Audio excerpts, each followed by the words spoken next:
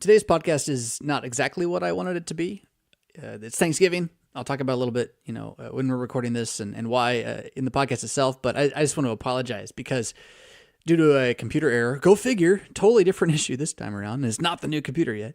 Due to a computer error, we lost like 15 minutes of it. And the conversation ends up in some really good places afterwards. Sadly, we never quite get back to what we had at the start. And it wasn't theology. It was about being a writer, being in the creative process, if you're an artist, a producer, a hobbyist, any of those things. And it was really valuable. So sorry that didn't get to you. I guess all I'm doing now is announcing my grief and making you feel bad too, so you can share it with me. But nonetheless, I think you're going to enjoy this conversation between myself and Pastor Bryan Wolfmuller. We are all over the place, from Ben Shapiro to Adolphus Gustavus, the Lion of the North, to there's some writing stuff and discipline issues, the discipline of writing, the work of writing, the theology of heroes, good stuff. So for this Thanksgiving Day, a little break from Revelation, and I do hope you enjoy this conversation with Pastor Bryan Wolfmuller.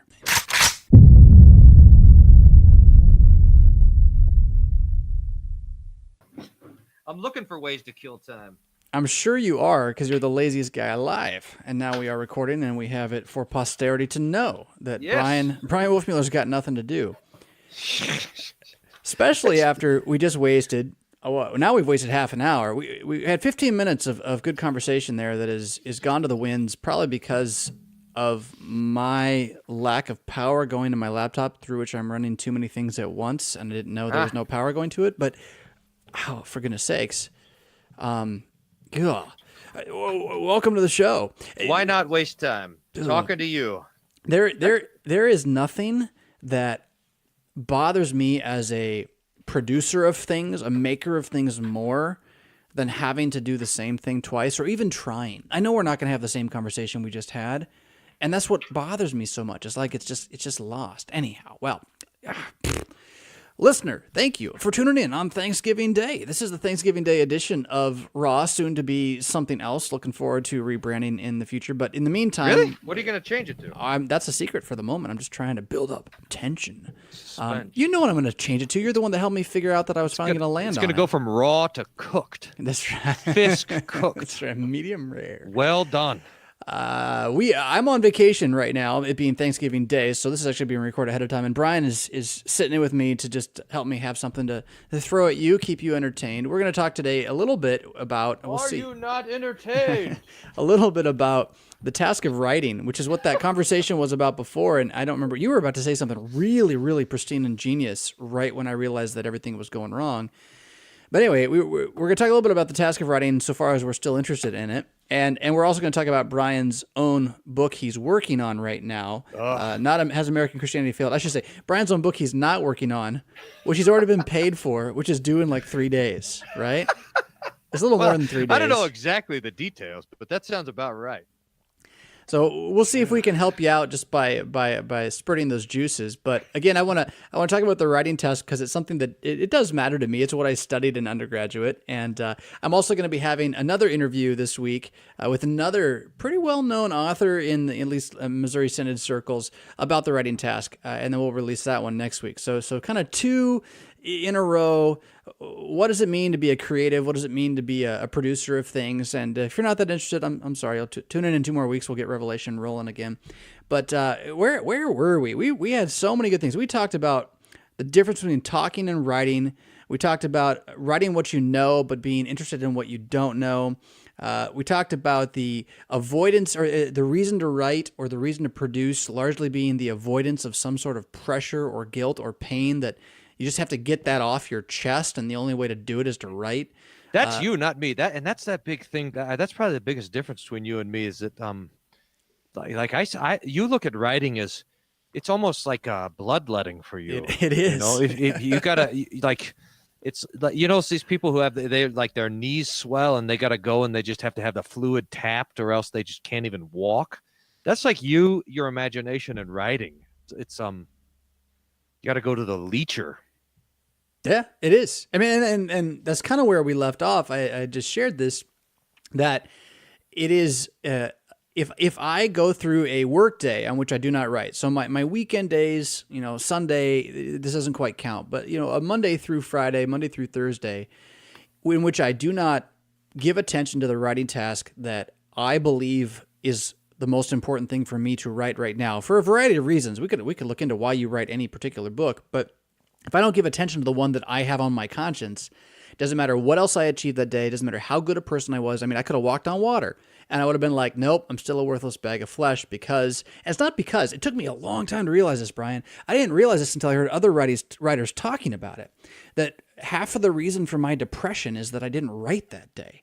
And once I figured that out, it's like, man, now I need to move into that realm. We talked about this a little bit too, the discipline of writing, right? This is not something you just sit down and you don't just write a book, right? You write words, and those words have to become a book. Man, you had good stuff about that way at the front. I don't know if you want to try to impersonate any of your ideas about structure. It's just some of it is the difference between writing a book and writing like an essay or a sermon or something shorter. Is that at least for, like, if I just, as an example, if I'm writing a note to somebody, just a one-page note, I'll stop and I'll look at it, and my handwriting is different at the beginning of the note than it is at the end of the page. Isn't that funny?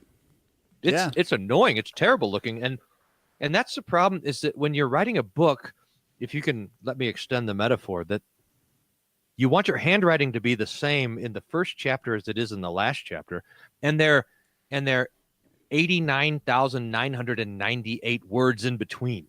So you're trying to keep the same rhythm, the same pacing, the same kind of speed of thought, speed of reading, the same shape to the words, the same vocabulary. You're trying to keep it the same so that people can recognize the same voice at the beginning of the book and the end of the book, which is very tough. So you have to start. So the book kind of is all arising at the same time, at least in the way that I have to work, is that you have a structure, you have an idea, and that idea breaks out into major sections, and those sections break out into chapters, and even the chapters have a certain form to them, an opening and an end, and so that you're kind of building it out at the same time, so that writing a book is like building a house, and it all has to sort of happen together, which is tricky because, as you pointed out, you can only write one word at a time. You can't write 5 words at a time. You have to. It's one after another, one foot in front of another, and yet you got to know the last step, or at least you got to know the pace that you're going, so that your last step is the same distance as your first step. There's something amazing about. And you were talking before, again, sorry, listeners, it's too bad. We're just going to reference stuff we were talking about before. How you finally... You should have been here. You should have. would have been here. You had to be there. That's how the joke... You were staring at a blank page, and you finally decided that you just needed to talk. And so you went down and stood by a podium and typed as you talked, as if you were teaching a classroom, which is a good way to get going. But there's this reality that occurs that, and I don't know how to put my finger on this. It's like we make more sense when we're talking than when we're writing, even if we use the same words. And the word on the page demands more clarity than words in a classroom do. That's one of the reasons why a book is so helpful, because you don't have anything else. Even when we're sitting here talking, we have our voice and our inflection to make things make sense. We can pause, we can start and stop, we can reflect, we can laugh. We have all of this emotion available to us in a voice.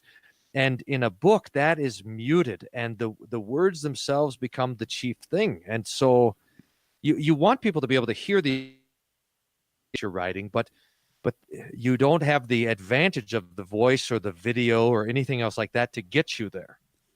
So you've mentioned the word voice a couple times now, and earlier you were talking about it, and you were talking around this idea that in writing theory, they call finding your voice. And this is about getting to a point where you're comfortable enough leaving the same handwriting all over whatever you write, right, as it were.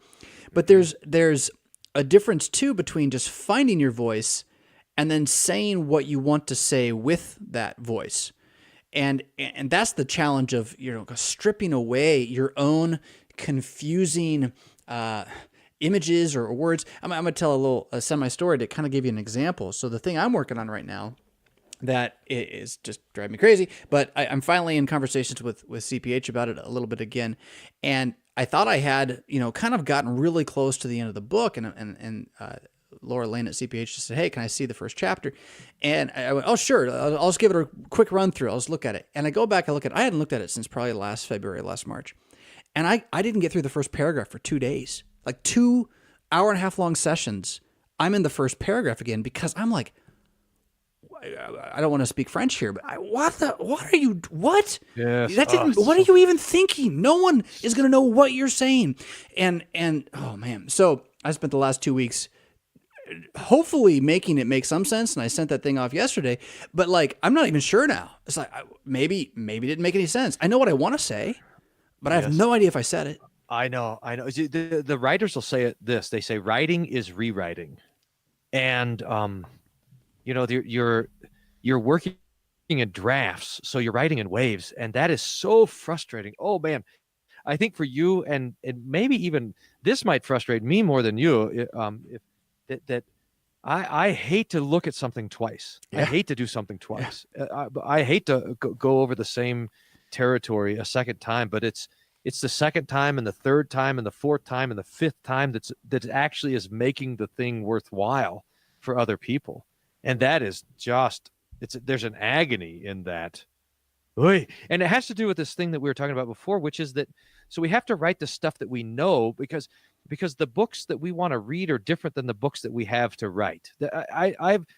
I was thinking about this a lot because I'm always tempted to write the book that I want to read. But the problem is if I want to read it, it's because it's bringing me something new and fresh.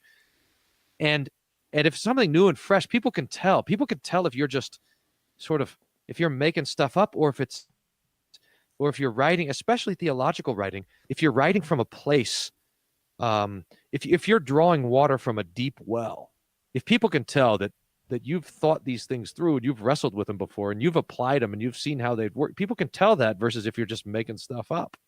So even though for the example, like I'm sick of talking about the conscience for one thing. I mean, I guess I'm not sick about it, but I'm much more excited to talk about some of the new stuff I got cooking. But I've spent a lot of time meditating on and thinking about and studying the conscience. So it's good for me to write that stuff. I got to write the stuff that I know because not everybody knows it. That's the point, is that the Lord divvies up these gifts in different measures. Is curveball, is the conscience worked into, what's the title again? Martyr's Faith in a Messed Up World. Yeah, world? It is. Yeah, for sure. It's going to be in there, especially when we talk about the battlefield. Where is the spiritual fight happening? And there's 3 places that the Bible talks about where spiritual warfare breaks out, in heaven, the throne room in heaven, and in the divine service, and in the conscience. So we'll have to talk about that and how the 3 estates protect the conscience. That'll have to be in there. Although I think I'll just have to. I mean, I think I'm mostly just going to have to hand those pictures to people as a glass of water and then keep moving on because, it could be a whole book on the conscience and it's not time for that yet. So. Well, I guess that's what I'm asking. So why is it not time for that yet? If you're already tired of talking about it, then you got to do it before you never want to talk about it again. I know. That's especially the 3 estates and the anti-catechism. I probably got to write a book about that, but it's still cooking. There's still a little bit more. There's still a few little pieces that need to come together before that's ready to be written down. Yeah, I can just see Horace now saying, imitating you.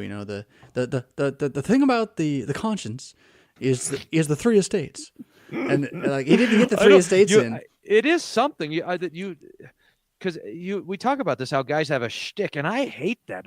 When people ask me to come and talk, they say, well, would you talk about, like, has American Christianity failed, or the conscience, or 3 estates? I'm like, no, I want to talk about something.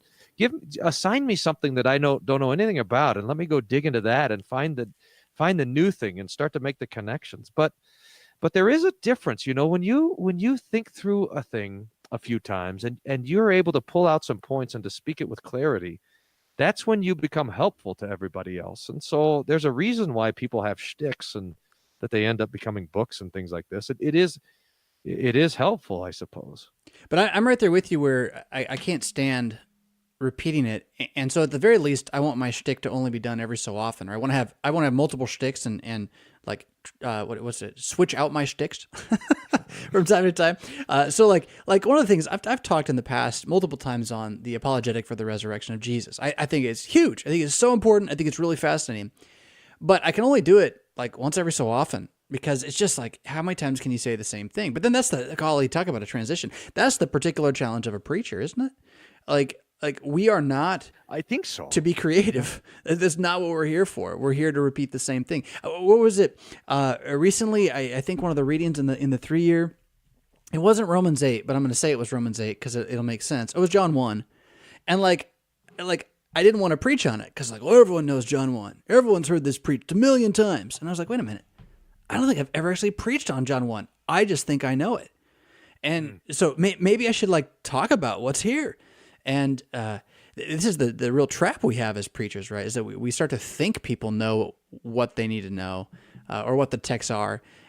We complain, every pastor preaches Romans 8 all the time. Yeah, but when was the last time you actually preached Romans 8? You avoid it, I don't know. Yeah, that's right. And there's a different level of attention that people are giving to different things. So we're giving attention to whatever it is that we're working on, the scripture text that's before us for the sermon and all this sort of thing. And attention is a, what's an energy? It's a muscle. It's a work to give something attention. And so you give yourself, you give your attention to something for a long time and it wears you out. But then no, other people aren't paying attention to it until you put it before them. And now their attention is to it. And so for the reader, it's very, very fresh.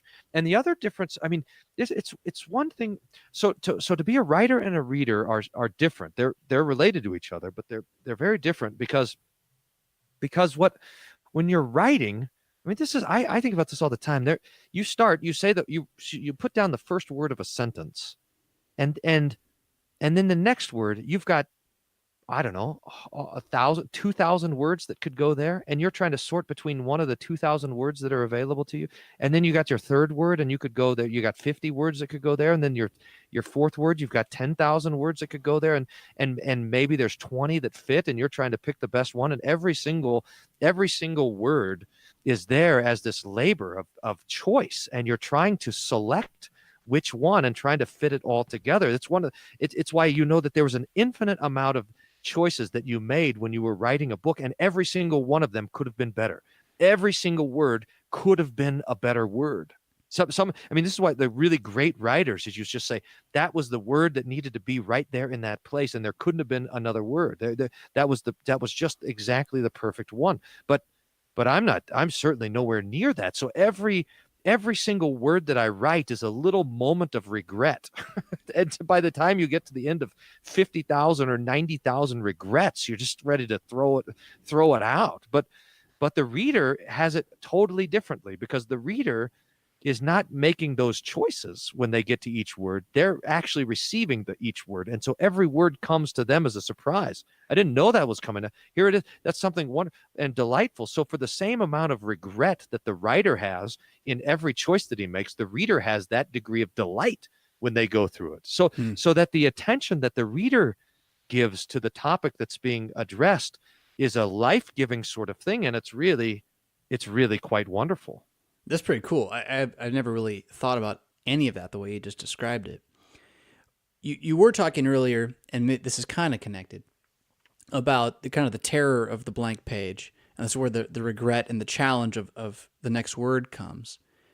And I don't think anybody who produces anything creatively, whether it's an art piece or a music piece, unless you're Mozart, a few really random geniuses who are plagued by the genius to just, they have to do it and it just flows out of their heads. Most people, they have an idea, they know what they want to do, but then they get to that moment of starting and it is overwhelming because of the amount of choices there, because of the fear that we create in being misunderstood or in miscommunicating and in doing a poor job. And so I'm not good at this. I'm saying it because I want to get good at it. The task of drafting needs to be thought of as not actually writing, right? And this is where your talking point really helped. Your first draft really should be expected to be bad, and that's what stops you from writing is you want it to be good on the first try. But instead, you should just barf the draft out there, and you go back and you're going to find 3 diamonds in that barf that are actual real points. And then you got to find the words that belong on either sides of those diamonds that connect them to each other, right? And then pull them apart and recraft. And then you got to do that again and again and again. And it's no longer just about connecting words to each other. The place that I find the most fascinating in the editing process is connecting the sentences to each other in the paragraph, and then connecting the paragraphs to each other. So, for example, I was talking about this chapter I was just looking at, and at least 2 or 3 different times in the process, I'd get to near the bottom of the chapter and I'd realize that an entire paragraph belonged way up further where I'd already talked about it. Or maybe it was just one sentence that was just kind of hanging down there, and it made sense where it was, but it really didn't the same way it would if it was connected to what was before. And that's the process then of that when you as a reader, you come and I think that's the process. As a reader comes and think, oh, that was so well written. It just flowed. Well, it's because of this digging task of mining the ideas out of where you've had them kind of haphazardly land on the page and put them into the constructed order that they need to be. But what stops us from ever getting there is we won't just barf them out on the page in the first place. Because we want to believe so well of ourselves that we just kind of make Michelangelo's David every time we try. Well, me at least. we talked about one of the things that the Lutheran fathers identified is that apart from the gospel, if you just have the law, your two options are pride and despair. And it's the same thing with everything, but especially with art and with writing. That there's the writing of despair, which is, this is just absolutely horrendous. And then there's worse, which is the writing of pride. Like, here I am, I fart rainbows. It's just the most beautiful thing that's ever been written. But both are wrong. Both of them are. We can't. You can't judge yourself. But that's another problem with writing is it's such a solitary task.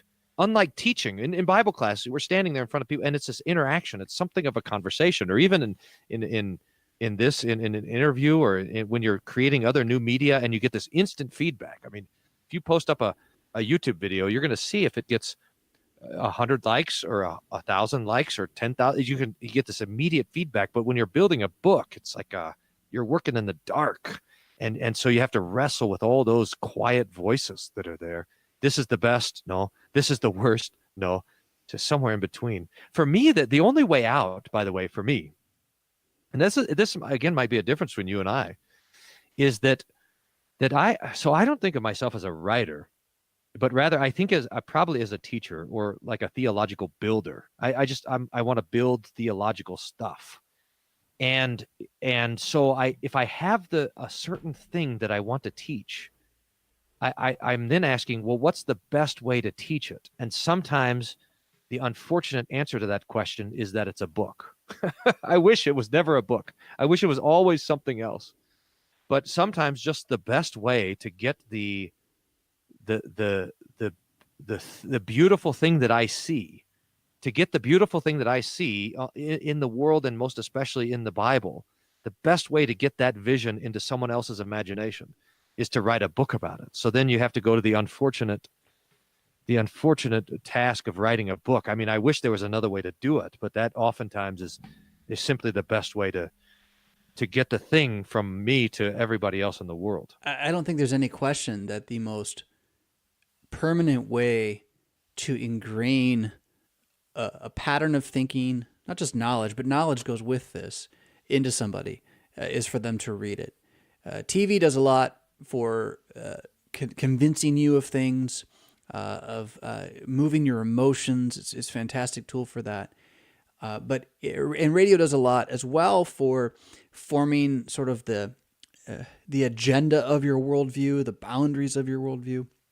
But nothing will make you able to talk about something like reading something. It just has a particular gift for that as a tool. And then you can add to that its enduring quality. It is quite phenomenal how a book may endure.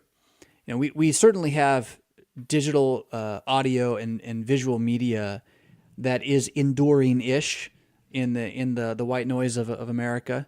There are movies that stick around for decades. But I'm pretty convinced that 50 years from now, Worldview Everlasting videos, neither here nor there. I mean, maybe they'll still be out on the internet somewhere. Maybe someone will find them. But Echo or Broken has a significant chance of sticking around 150 years from now. And not just because Echo or Broken. I mean, maybe nothing makes it from my hand. But if something's going to make it, if something's going to impact people beyond my lifetime in a beneficial way for the gospel, for the church, it's not going to be a video I make. Yeah. It just That's isn't. right. No, Echo. That's right. Echo is a classic. I think Echo. I'm not sure about Broken, but I think Echo will have long legs. But I hope so. And you're right about this. I have this. I think really more clear now than I ever have, and that is that to be a theologian, you have to read theology, so that everything that we're doing in the realm of theology is towards books. And not just towards the books that we're working on, but towards the old books especially. That we're headed towards Luther, we're headed towards Chemnitz and Gerhardt, we're headed towards the Church Fathers. That's the end of the road that we're on. And so that every theological meme, every theological tweet, every theological Facebook conversation, every theological podcast, every theological YouTube video, radio show, and everything else like this is pushing. It's just one step closer to an actual book. And that to be a theologian is to be engaged in theological books. So there has to be books at the end of this that we have to be, and we have to continue to produce these books. And there's just no other way. I don't know why that is. Maybe in 10 years we'll know why, but I don't know why that the end, the goal of theology or the way to theology is through theological books. But I know it is. I mean, you could even go to seminary. Can you? Okay, so imagine this, Jonathan. Imagine you went to seminary, you were there for 4 years, you went to every class, you attended every lecture, you went to chapel every day, but you never read any of the reading assignments. Sounds like 2/3 of my class, I think. You would not be a theologian. You just can't. It's not enough. You could go to Bible class every week, but if you're not, and there's something about sitting there and engaging in the text, and especially engaging in these old texts, because they demand things of us. They demand thought, they demand effort, they demand a respect for the person who's writing, and they demand a self-respect to be able to stand there and engage with them.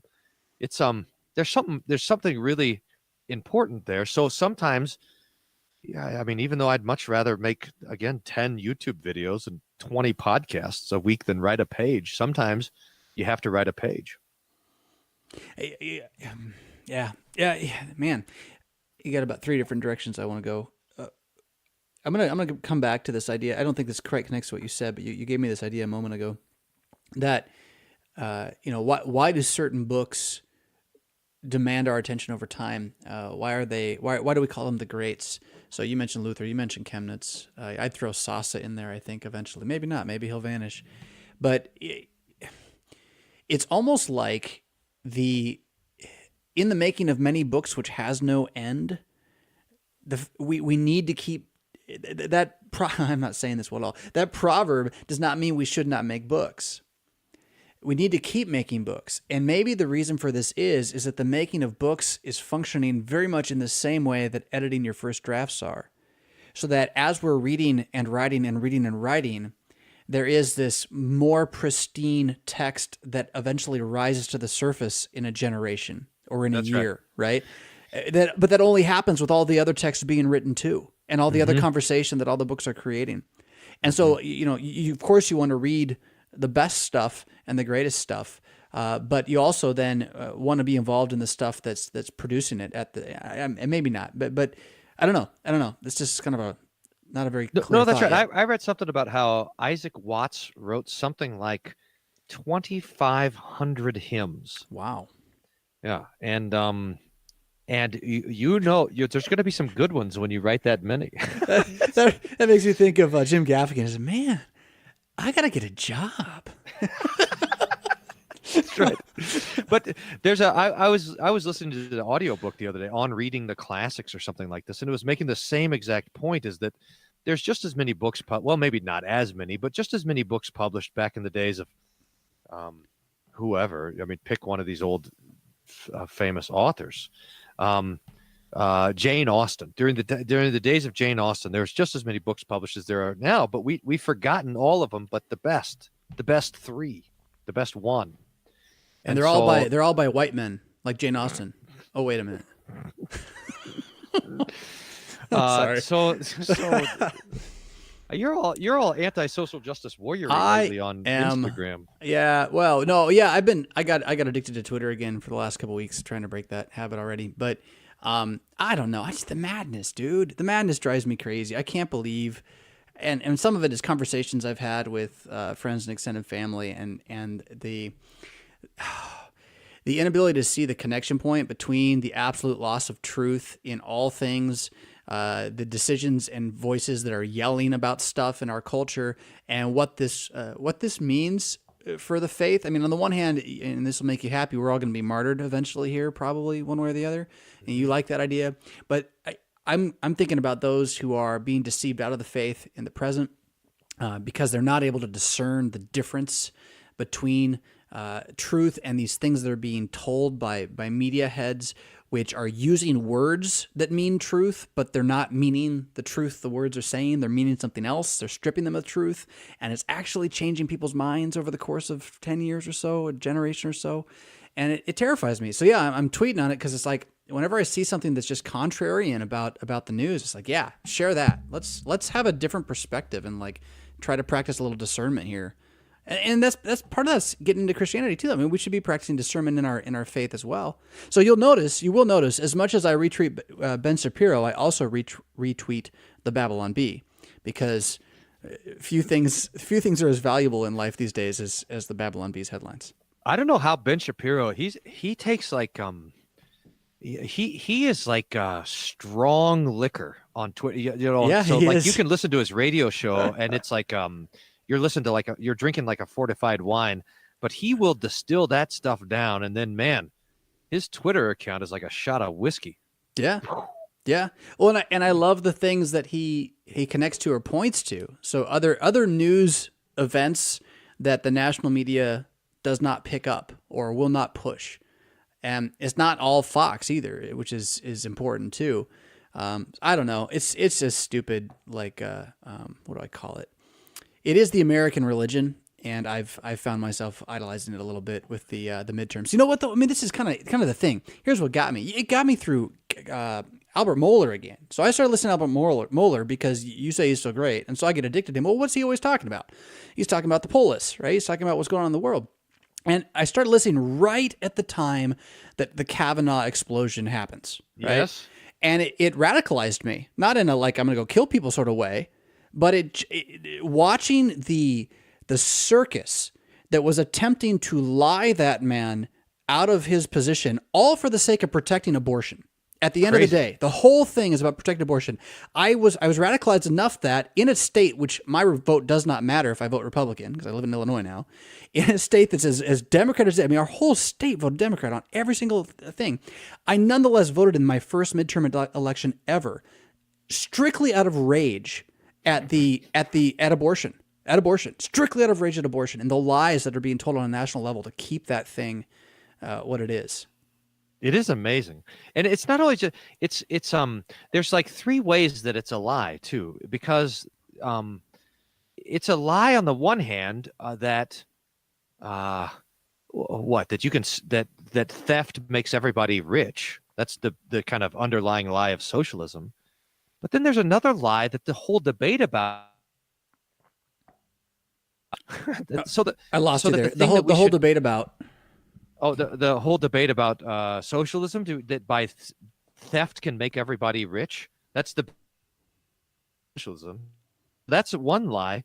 But then there's another lie, and that is that the whole, like the thing that matters most for you and me in our lives is who gets elected during the midterm elections. Well, if we have an understanding about the three estates, back to that again, then we know that if things are good at church and things are good at home, things can fall apart in the neighborhood and it'll still be okay. Life will be tolerable. That there's something much more important than the news. But even that, there's really dangerous about giving our attention only to the things that are new, and forgetting that the real stuff is the stuff that's been around. The real stuff is the stuff that's endured. That there isn't anything new under the sun, and it's one of the important reasons why we need to read these old books. And again, I don't know. I mean, you and I have some attention. Some people listen to our shows, and some people pay attention to, wildly popular. We got like 15 people that listen to Table Talk Radio each week and stuff like this. So, but but who knows if our voices will endure to the next generation? I mean, and it doesn't matter. I mean, you and I are going to be dust one day, and if something that we said is helpful to our great grandkids, then God be praised. If it's not, then God be praised. It doesn't. It doesn't matter, but the truth of the Lord's word will in fact endure. Mm. So we want to take a shot at saying something that's helpful, and then let the people who are reading it sort out be for them in their place. You broke up there again at the end. So this is internet at this point, but we got most of what you were saying there, and that kind of brings us back to the writing task again.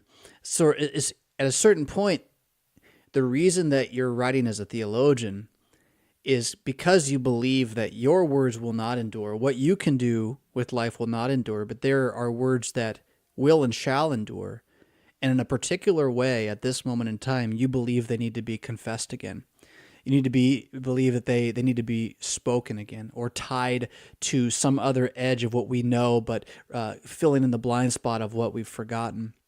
And so you and I both, in both our books, in Broken and in Has American Christianity Failed, really went hard after this idea of mysticism, right? The burning of the bosom as if it were the Holy Spirit's work. And the reason for that is not because that didn't already exist as a teaching, but because we believe at this particular time and place, we've forgotten that it exists as a teaching. And we found it, and it set us free, and we wanted to share it with others. And, Echo did the same thing with the catechism for me, effectively. The next thing I want to do it with, the reason I'm writing what I'm writing, even though I'm really tired of it, I'm so tired of it. I have 15 other things I'd rather be writing, but I think it needs to be gotten out, is a recovery of the Lord's Supper as a central hinge point for scriptural inerrancy. And that once you've lost it is only a matter of time until you lose everything else to a realm of modernizing disbelief. So let me turn that a little bit now toward martyr's faith in a meandering world. What is it? I can't remember. Messed up world. Yeah. Messed up world. What is it that you think we've forgotten that you are compelled to teach us again? What is it that's driving you to think you should write this book? That the Christians have heroes. Oh, I like that. And that the heroes encourage us. Yeah, that's so true. And I think I don't think we just need hope. I think we need courage for these days. And so to know, I mean, remember how in Revelation 12, it says the saints on earth, here comes the devil down in a rage, and the saints on earth overcome him with the blood of the Lamb and the word of the testimony, and they did not love their lives unto death. That idea of overcoming the devil by not loving your life unto death, I think, has been lost on us. We love our lives to death. And so to recognize that there's a freedom in not being afraid to die because we belong to Jesus.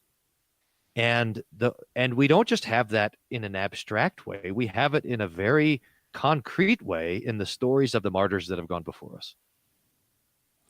Your phrase "Christians need heroes" is sticking with me here, and the death issue is worth talking about as well. So maybe we'll come back to the heroes. There are two individuals in my mind from my life as a pastor in the last month and a half or so, both of whom are facing in a variety of ways, not even to their own bodies necessarily, but are facing mortality and the inability of modern medicine to fix their problem.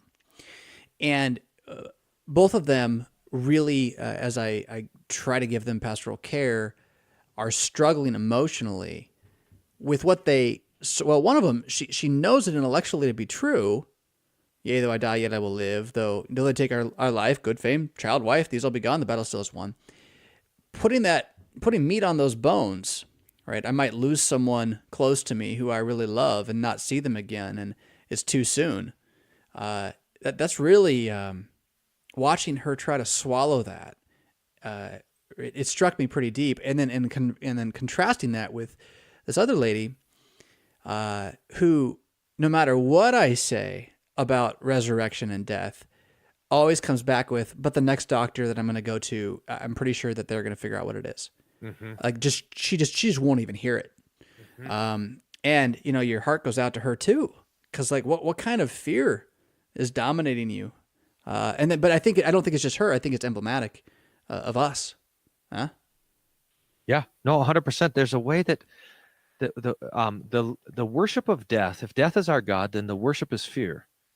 And that we're all tempted to that. In fact, that's a natural state of our heart. So that's Hebrews 2. We've talked about this, that the devil holds us in bondage through the fear of death. And so how does freedom come? How does the Lord deliver us and give us freedom? He gives us freedom from the fear of death. It's just wonderfully by saying, hey, there's no condemnation for those who are in Christ Jesus. Now, we walk through the valley of the shadow of death. I fear no evil, for the Lord is with me. There's this kind of a simple, childlike ignorance of the terrors of death for the Christian. So Luther, some of the saints that Luther loved were Agnes and Agatha. He always got their stories mixed up, and so do I. But both of them were young girls who were martyred, and both of them had this mark, is that they were being dragged out of prison, and they were being taken to, I think one was to the beasts, and the other one was to the stake, to be burned at the stake. And they both were skipping along the way as if they were going to a dance.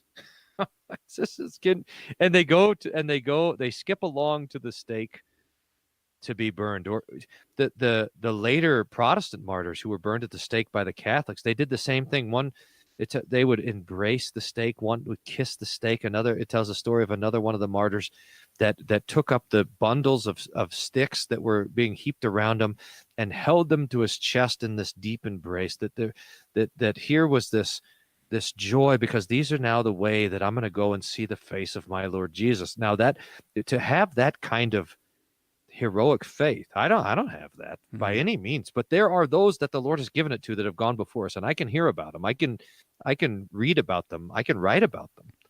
To hear about that sort of heroic faith, it encourages us when we now have to go and face our own death. And we've just forgotten that there are people who have run this race before us, and they finished the race, and we're following after them.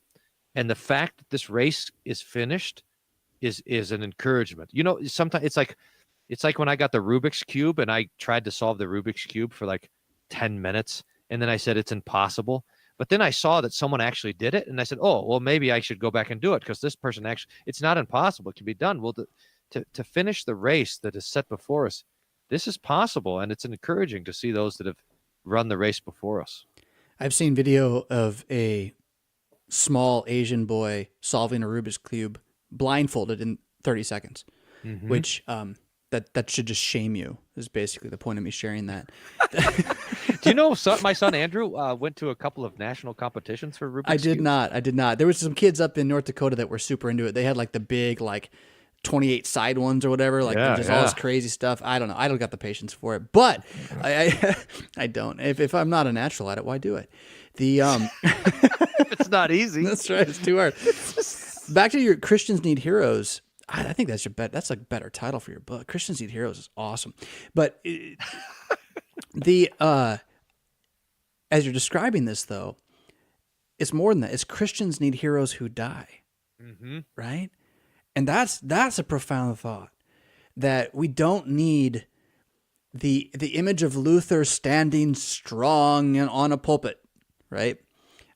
We need Luther ready to die, right? Able to die. And this is where, in a strange way, Luther's like out of time as a martyr, because he never is martyred, really, right? It's so weird.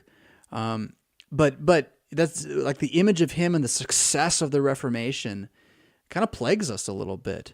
I don't know. And it makes me wonder too. I remember listening to, I think it was Issues Etc. years ago, and Will Wheaton was being interviewed, and it was on the Lives of the Saints. I think it's the work, right, called The Lives of the Saints. Maybe it's not. It was some other thing. But it's the first time I ever heard the story of Perpetua.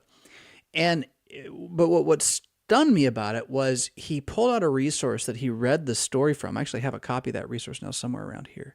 It was published by the LCMS in like the 20s or the 30s, and it's like the history of the world, and it's got the Old Testament saints, it's got New Testament saints, but and he's reading this part about Perpetua and her abandoning of her infant child to die, because she knows that it's in God's hands. And Will stops and he says to Todd, we used to teach our kids this stuff. And I just went, whoa, you're right. What happened there? How have we sanitized the heroes of the faith? I mean, what stories do we even teach in Sunday school that are about the people dying? Shadrach, Meshach, and Abednego, we teach that one because they don't die. Right?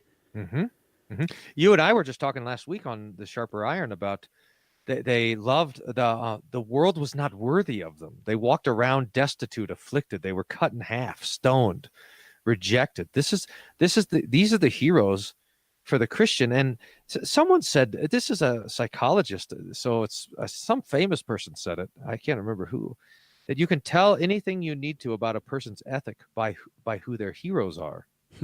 And that's it's true. If you want to know what we are endeavoring to do with our lives, what we want to accomplish, then we just say, well, who's our hero?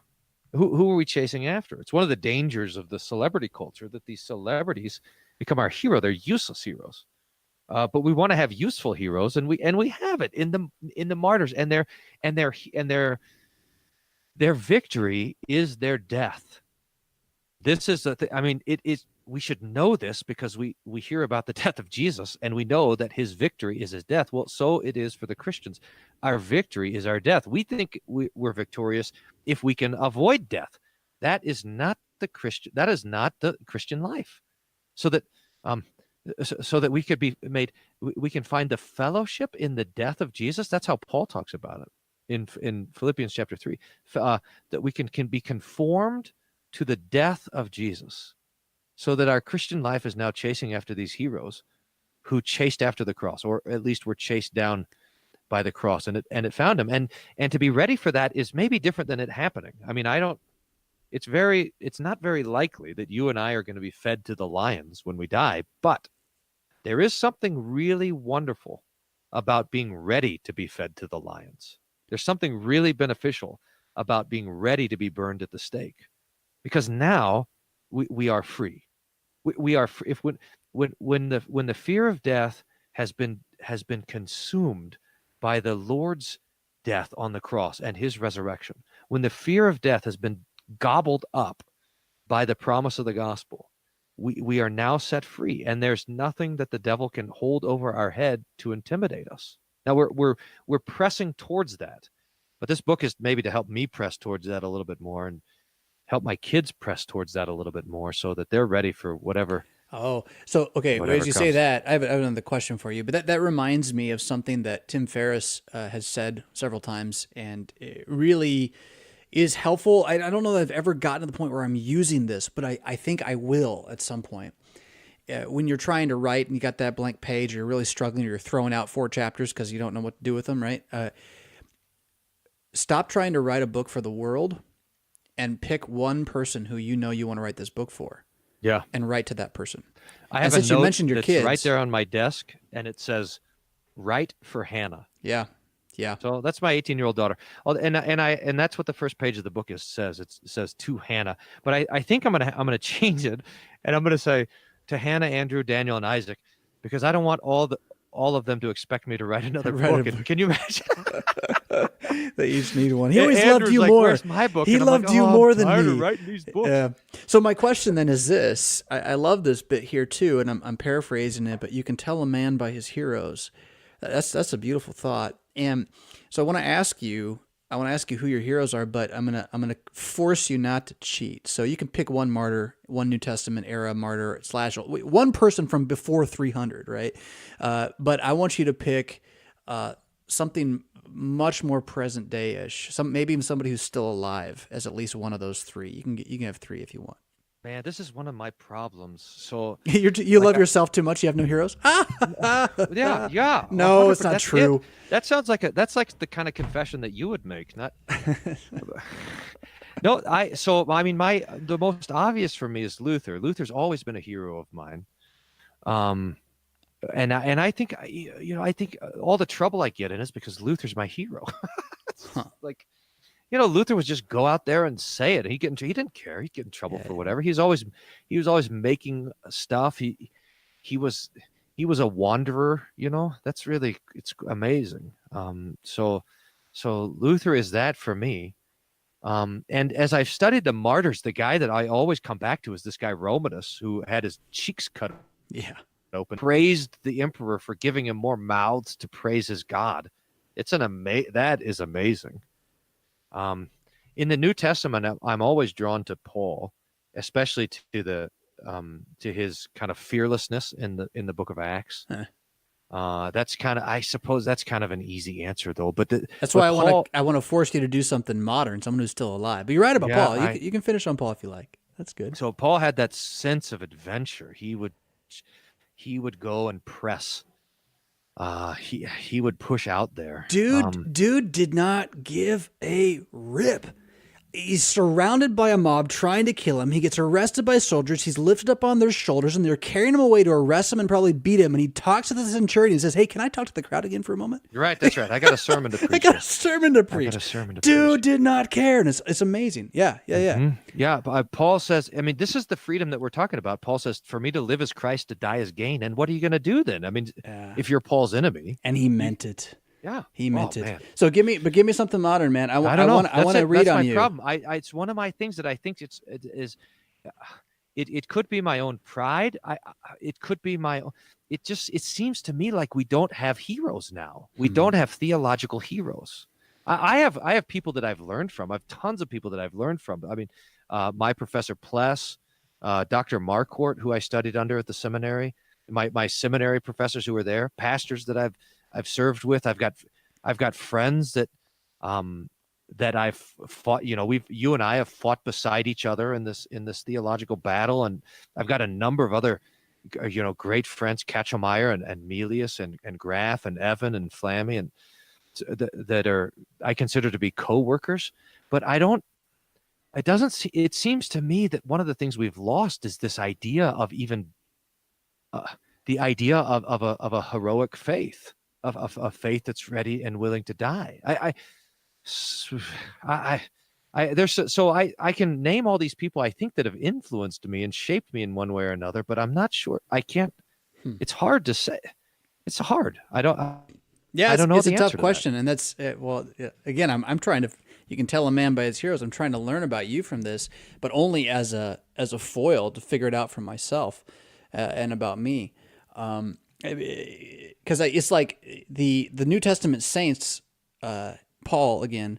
That's an easy one for the Christian to say. At least it's like, well, he ought to be my hero, right? You kind of get stuck in that, and when you have to answer the question with a present day idea, I think it would reveal more about you because you're not allowed to just do the obvious answer. Mm-hmm. I don't know what it revealed about you just now. What just happened? I don't think it's your pride that was revealed, but certainly your longing is being revealed. I want a hero, and in some ways this is true. My dad is a huge influence on me, and he's taught me how to think, and my both my grandfathers, and those that have gone before me in the faith, my mom and my grandmothers that. There's the missionaries that I've met. Mm-hmm. I've got to meet these missionaries over in Asia, in Turkey, in Europe.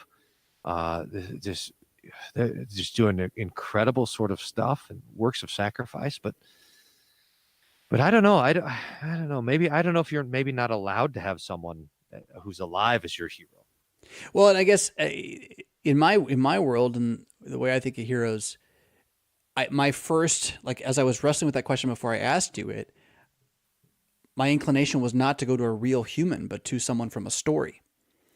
And there's no question in my mind, even though I'm not really even a fan of this character, like in a sense of like, I didn't grow up loving this character or anything like that. But the Marvel movies have made me think of their portrayal of Captain America as he is absolutely my hero. And it's stupid in a sense, but you can't just take, Captain America from the comic books and let it all fit. The thing about this guy is he's out of time. Like, he doesn't belong where he is. He's driven by his hunger for virtue and good, even to the point where he's no longer Captain America because America turns their back on him at a certain point, but he's still going to do the right thing for the sake of his neighbor, his friend, his brother, to whom he's eternally committed. And I'm kind of convinced, we don't know, Avengers 4 hasn't come out yet, but I'm pretty sure he's going to die. I'm pretty sure he's going to die in this thing. All the signs are there, and we've talked a little bit about this before, that the great stories always have to borrow from the real story, and the true hero is a sacrificial hero and all this kind of stuff. And so that's got to happen in this next set of movies. But see, if you don't care about movies, that doesn't mean a lot. But that's where my mind went.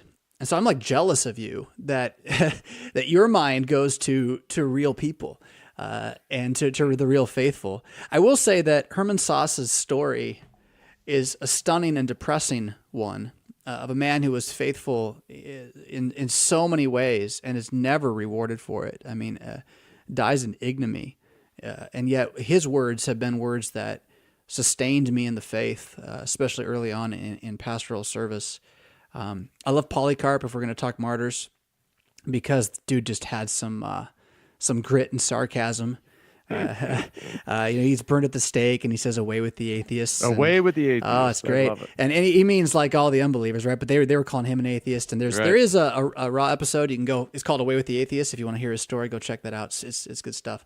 Luther, of course, this shows my arrogance on the one hand, but we had intramural sports at St. Louis at the SEM. I think you guys probably have them at Fort Wayne too, but they're a pretty big deal at St. Louis. And it's one of the ways that the classes cross-pollinate is you get to be on teams with other classes.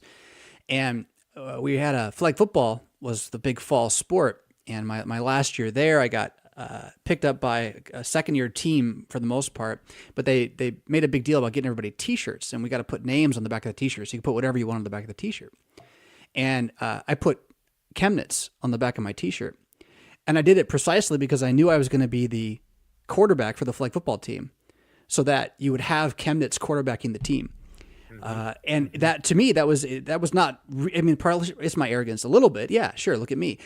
But actually, Chemnitz, the unsung hero of the Reformation in so many ways. When Carrie and I, when we got married that first night, I reserved our hotel room under the name Martin Chemnitz, because I knew that and sure enough, they came to the hotel and they said, "Is Bryan Wolfmuller staying here?" They said, "No." And they said, "Is Martin Luther staying here?" And they said, "No, Martin Luther." So I knew they would ask for Martin Luther as my alias. So I used Martin Chemnitz as my alias that night. So our hotel room didn't get trashed. That's funny. But look, I mean, there's really something to think about, is that there were these guys who they risked everything. Not on purpose. I mean, they didn't go out to risk everything. They were just living and loving their neighbor and preaching Christ, and the devil just chomped down on them. And we look at them and we're like, yeah, that's good. That's what I want to happen. Devil, I want you to chomp down on me. Another guy I love so much. I'm sorry. I just want to share this. You go finish. You made me think of somebody else. And then when we say to the devil, "Hey, I'm ready for you to chomp down on me," we make ourselves distasteful to the devil. Mm-hmm. Precisely by our belief that he can't harm us, right? Yeah, right. Gustavus Adolphus, the Lion of the North, King of Norway. Do you know this guy? No, I know just a little bit of the story, but not. They're the ones that went to he died in battle, right? And they were singing the hymn, "Let Israel Now Say." No. But you're close. It's Rome has pushed the Lutherans all the way to the north by military might, post-Reformation era, Leipzig interim and all this kind of stuff. And it looks like they're going to lose, right? The German armies just can't do it. So this king of Norway, who's been converted and his whole nation's converted to Lutheranism, brings down his armies and makes a final stand. And actually they win the battle and stop the Roman march and turn the tide of the war and really allow the Lutheran territories to regain eventually their control. But he dies in this battle. Before he leads them into battle, he leads his entire army in "O little flock, fear not the foe," which, oh man, next time you sing that hymn, 666, just think about, I am going to possibly die for my faith. And he did it. He did it. What a thing. Pre-Viking era even. It's just, it's crazy. King of Norway. Anyway. It's great. Yeah, right. It's good to have heroes. And we got to remember that. It's one of the problems when we talk about the cult of the saints, the Catholic problem, we go overboard and we say, and we just throw out the histories of these faithful Christians. And that's a bad idea. Yeah. You got to go. You're over your time you came, but I'm telling you, man, Christians Need Heroes. That should be the title of your book. It's going to be the title of this podcast. Thank you so much for your time and enduring, the failure at the beginning. It's sad we lost the talk about writing, but I think what we talked about here was valuable either way. And it's always good to have you on the show, man.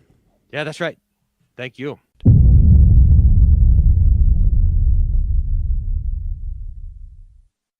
Was that worth $1? What about $5? If so, Pastor Fisk and his family would love to have it, in part to pay for technology and paperwork to keep Rev Fisk Raw going, and in part to just enjoy a night out together. Pledging $1.25 on Patreon, only $5 a month, lets the worker know his labor is appreciated. And if you're a true fan, you can give even more. You can find the link to Patreon in the show notes, and check out the other giving levels there, including advertising your product, your family, or your congregation on Rev Fisk Raw. Lock and load, then rock on.